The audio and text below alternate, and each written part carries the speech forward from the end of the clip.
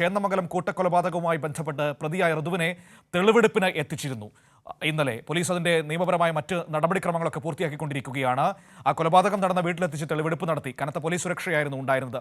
അമൽനാഥ് പാടിച്ചാൽ കൊച്ചിയിൽ നിന്ന് ഈ വാർത്തയുടെ വിവരങ്ങളുമായി നമ്മളോടൊപ്പം ചേരുകയാണ്. നോക്കാം എന്തായിരുന്നു നടന്നതെന്ന്. Amalnath, good morning.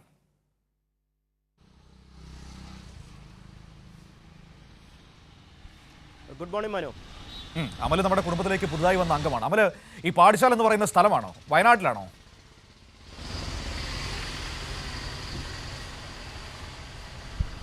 അല്ലല്ല, കണ്ണൂരിലെ ഒരു സ്ഥലമാണ്. ആണോ? അപ്പോൾ ഞങ്ങൾ നേരിട്ട് പരിചയപ്പെട്ടില്ല, സ്ക്രീനിൽ മാത്രമാണ് കണ്ടിട്ടുള്ളത്, അതുകൊണ്ടാണ് ഞാൻ ചോദിച്ചത്. ഓക്കെ അമൽ, അപ്പോൾ കണ്ണൂരിൽ നിന്ന് കൈരളി കുടുംബത്തിലേക്ക് സ്വാഗതം. നമ്മൾ പോകുന്നത് ഈ ചേന്നമംഗലം കൊലപാതകവുമായി ബന്ധപ്പെട്ട കാര്യങ്ങളിലാണല്ലോ. ഈ തെളിവെടുപ്പിന് വലിയ സുരക്ഷയുണ്ടായിരുന്നു. നാട്ടുകാരൊക്കെ തടിച്ചുകൂടിയിരുന്നോ, രോഷാകുലരായിരുന്നോ?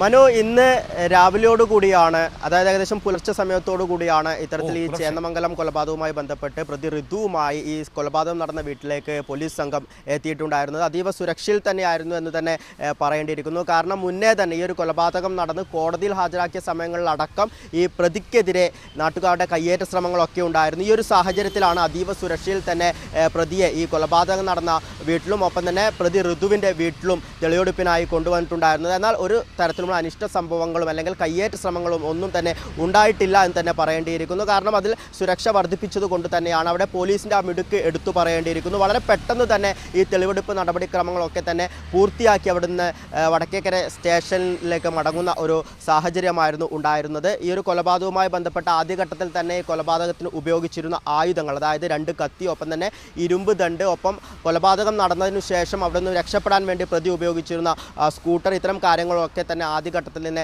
കണ്ടെത്തിയിരുന്നു. അതിനാൽ തന്നെ വളരെ പെട്ടെന്ന് തന്നെ ഇത്തരത്തിൽ ഈ ഒരു തെളിവെടുപ്പുമായി ബന്ധപ്പെട്ട നടപടിക്രമങ്ങൾ ഒക്കെ തന്നെയും പൂർത്തിയാക്കുന്ന ഒരു സാഹചര്യം തന്നെയായിരുന്നു. 5 ദിവസത്തെ പോലീസ് കസ്റ്റഡിയിലായിരുന്നു ഇദ്ദേഹത്തെ, ഈ പ്രതിയെ വിട്ടിട്ടുണ്ടായിരുന്നത്. ഈ കസ്റ്റഡി നാളെ അവസാനിക്കുകയാണ്. ഈ സാഹചര്യത്തിൽ ഏറ്റവും അവസാന നിമിഷമാണ് ഇത്തരത്തിൽ ഈ തെളിവെടുപ്പുമായി പ്രതിയെ ഈ വീട്ടിലേക്ക് പോലീസ് സംഘം എത്തിച്ചിട്ടുണ്ടായിരുന്നത്. കഴിഞ്ഞ ദിവസങ്ങളിൽ ഇത്തരത്തിൽ തെളിവെടുപ്പ് നടക്കുമെന്ന സൂചനകൾ ലഭിച്ചെങ്കിലും സുരക്ഷ വർദ്ധിപ്പിക്കേണ്ട സാഹചര്യത്തിൽ, അതായത് ഒരു നാടിനെ അടക്കം നടുക്കിയ ഒരു വലിയ കൊലപാതകമായിരുന്നു. 3 പേരാണ് ഈ ഒരു സംഭവത്തിൽ മരിച്ചിട്ടുണ്ടായിരുന്നത്. ഒരാളുടെ നില അതീവ ഗുരുതരമായ നിലവിൽ ഇപ്പോഴും തുടരുന്ന ഈ സാഹചര്യമാണ്. ഈ സാഹചര്യത്തിൽ ജനങ്ങളുടെ പ്രതികരണം ഏത് തരത്തിലായിരിക്കുമെന്നതുമായി ബന്ധപ്പെട്ട് വലിയ ആശങ്കയുണ്ടായിരുന്നു. അതിനാൽ തന്നെയാണ് സുരക്ഷ വർദ്ധിപ്പിച്ചുകൊണ്ട് ഇത്തരത്തിൽ ഈ ഒരു തെളിവെടുപ്പ് നടത്തിയിട്ടുണ്ടായിരുന്നത്. ഒരു തരത്തിലുള്ള കയ്യേറ്റ ശ്രമങ്ങളോ മറ്റ് പ്രശ്നങ്ങളോ ഒന്നും തന്നെ ഇല്ലാതെ ആ ഒരു തെളിവെടുപ്പ് പൂർത്തിയാക്കാൻ വേണ്ടി സാധിച്ചിട്ടുണ്ട്. നിലവിൽ ഇപ്പോൾ ഈ ഒരു സംഭവവുമായി ബന്ധപ്പെട്ട് അതീവ ഗുരുതരമായി തന്നെയാണ് ഇതിൽ ഈ ഒരു കൊലപാതകത്തിൽ മരണത്തിൽ നിന്നും രക്ഷപ്പെട്ട ജിതിൻ്റെ അവസ്ഥ തുടരുന്നത്. നിലവിൽ അദ്ദേഹം വെന്റിലേറ്ററിൽ ചികിത്സയിൽ തുടരുകയാണ്. മനു.